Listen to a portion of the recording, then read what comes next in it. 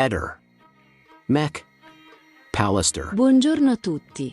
Con un'amica gestiamo un gruppo di cronaca nera nel quale supportiamo i familiari e gli amici di Liliana Resinovic e nel quale sono presenti gli stessi. Approfittiamo dei video di Eder per fare un appello a Claudio Sterpin, chiedendogli di non presenziare più al programma Quarto Grado. È un programma fazioso che difende il vedovo senza se e senza ma. Per 3 anni abbiamo gridato all'omicidio e loro hanno continuato a parlare di suicidio. Ora siamo qui per Claudio. Siamo stufi di vedere come viene trattato, come fosse lo scemo di turno, da tutti i presenti in studio. Claudio, non andare più. Lasciali nel loro brodo. Tu sei troppo signore per permettere un simile trattamento. Vorrei aggiungere una cosa che nulla ha a che vedere con l'appello, per quanto riguarda la Galleria Rossoni. Sono più di 2 anni che Eder ne ha parlato. Ora è diventato lo scoop di tutte le trasmissioni. Ridicoli! Detto questo, speriamo con tutto il cuore che Claudio accolga il nostro appello. Banda dei tenaci, non siete soli. Ora tocca alla magistratura lavorare. Noi siamo con voi e non siamo pochi. Non ci fermeremo finché non giungeremo alla verità. Grazie a Eder per lo spazio concessoci. Ho amato mio marito alla follia, ma lui ha un carattere, anzi un disturbo che porta a vivere malissimo le persone che gli sono vicine.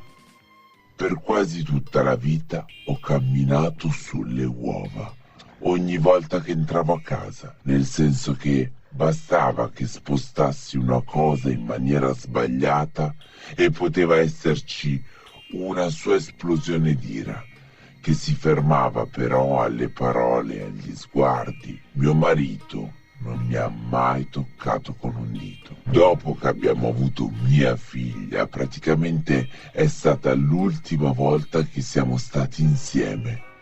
Per cui ad oggi sono 16 anni, 16, 17 anni e ne ho sofferto.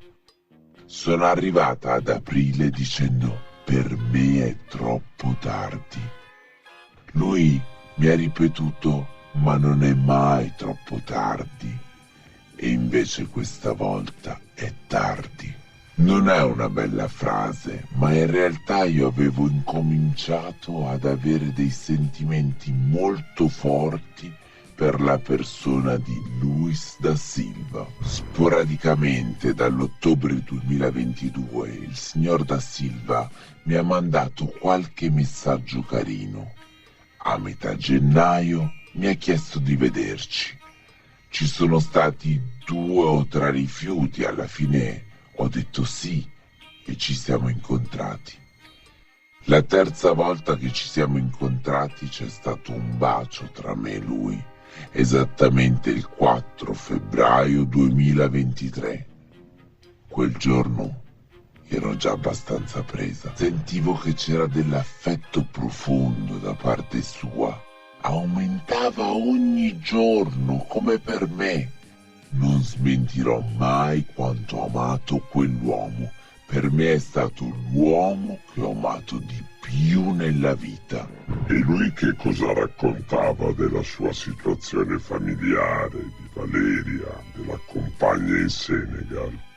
Allora, non mi ha mai parlato male di Valeria, solo diceva che parlava tantissimo, stava al telefono per ore, tanto che lui spesso aveva le cuffie in casa perché questa cosa era quasi insopportabile. In questo contesto lei frequentava comunque anche la casa di Luis, Valeria? Sì. Che rapporto aveva con Valeria in questo periodo? Allora, è vero che ci conosciamo da 25 anni, ma non è vero che eravamo amiche. Che ci fosse del buon vicinato, questo non c'è dubbio.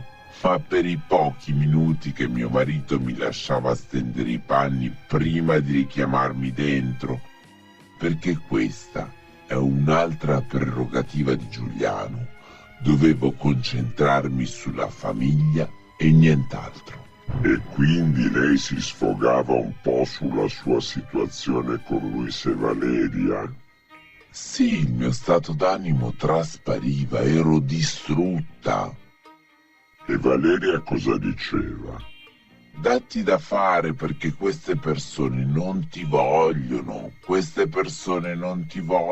stanno cercando di farti terra bruciata attorno e magari parole anche più colorite perché ha un linguaggio colorito lei. Mi ricordo che Valeria mi diceva: io che non dimostro mai affetto, quando ti vedo mi viene da abbracciarti, da coccolarti, e lo faceva. E io logicamente contraccambiavo con un po' di rigidità. Però si sentiva un po'... E beh, in colpa decisamente, quello sì, non lo posso negare,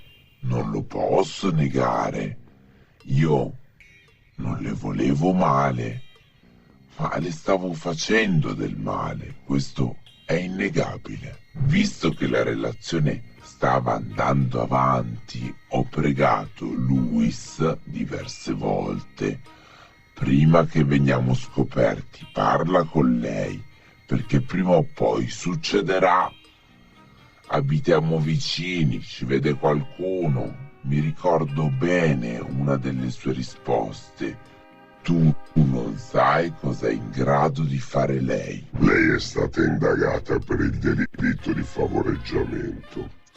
Perché ha deciso di raccontare la verità? Dottore, io veramente sono arrivata al punto di avere paura, ma una paura folle per la mia vita e per quella di mia figlia. Sono arrivate minacce pesantissime dalla mia vicina di casa, e parlo di minacce pesanti, non l'attacco fisico di strapparmi i capelli o cose di questo genere, ma parole ben più gravi che mi ricordano tanto la mafia, tipo sciogliermi completamente nell'acido, sfregiarmi il viso così Luis non mi guarderà mai più, oppure prepararmi una bara di 1,70 m dove metterci dentro mia figlia, Bianca. Voglio che si arrivi alla verità, qualunque essa sia. È arrivato il risultato del DNA, non è il tuo. Davvero? Non è il tuo, per quello sono venuta oggi di persona per dirtelo. Non è il tuo, non è il tuo. Volevi che te lo dicevo per telefono? Perché io ieri lo sapevo. No! Però te lo volevo dire faccia a faccia. È arrivato il DNA, non è il tuo. Incredibile! Non è riuscita la a fare i pastrocchi, a mettere la tua roba addosso a lei. Non c'è riuscita. Il DNA non è il tuo. Io sto ringraziando lui, Dio. Ma perché te non guardi la televisione? Lo hanno detto dappertutto. Puoi anche piangere, puoi fare tutto quello che vuoi. Vuoi fare il verso del maiale? Il verso del gatto? Quello che vuoi. Dillo che ero un angelo. C'è una notizia bella e una brutta. Quella brutta la vuoi? Che non è comparabile. Non è che dice l'hanno comparato e non è suo. L'hanno comparato ma non riescono a isolarlo. Ora la procura deve dimostrare che te eri sulla scena del delitto. Hai un testimone oculare che ti dice che eri in casa, più un'altra cosa importante, anche se è riuscito, e poi massimo potranno dire che sei bugiardo. Hai mentito, eri andato a buttare l'immondizia, dopo hai saputo dell'omicidio e non volevi dire che eri uscito, perché avevi paura che ti davano la colpa a te per il fatto che sei nero. Però voglio dire, il fatto che tu alle 22:11 fossi in casa vuol dire che alle 22:13 non eri giù. Mi strucchi tutta. Comunque quel cacchio di DNA non è tuo. Non è compatibile con il tuo quel poco che hanno. Fai un sorriso di quelli come piacciono a me. Te non immagini? No, non immagino, però ho vissuto le stesse cose. Certo, io sono libera, però io ho vissuto come te. Non ho acceso l'aria condizionata, non sono uscita. Sì, ma fra un po' poi sparisci da me. Comunque io voglio essere ottimista. Sarà la penultima volta che vengo qui. Entro a darti il vestito bello. L'ho scelto io.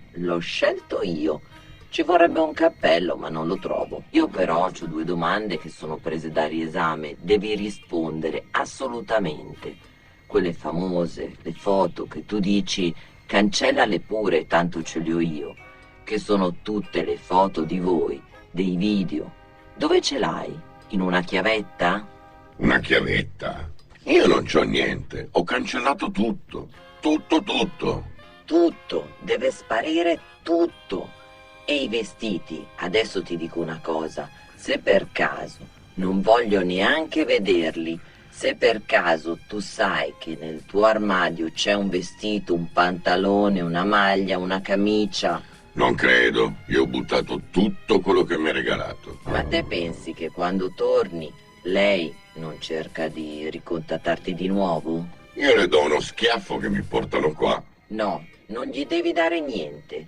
Gli devi dire in faccia: non mi cercare mai più. Punto. Vergognati. Piange tutti i giorni perché te non gli hai detto del figlio che l'hai tradita. Che si sente profondamente tradita. Che gli devo dire tutto? Lei era la donna della tua vita, non gliel'hai detto? Che piange tutti i giorni, Luis. Ho spiegato, questo era un segreto tra me e mia moglie. Posso abbracciare, uomo innocente? Se anche eri te quello nella foto, non vuol dire che 4 minuti prima eri di sotto ad ammazzare Pierina, no? Sì, ma il materiale viene dalla stronza, di continuo. Adesso ha detto che te avevi l'abitudine di uscire a qualunque ora quando io dormivo, che andavi fuori, facevi quel cacchio che volevi. Entravi, uscivi e io non mi accorgevo mai di niente, quindi anche quella sera puoi essere uscito. Io non mi sono accorta di niente. Ha detto che spesso mi mettevi le cose per dormire nel tè. Dopo io mi addormentavo e così te potevi andare di sotto con lei. Ehi, non dimenticare di iscriverti a questo canale.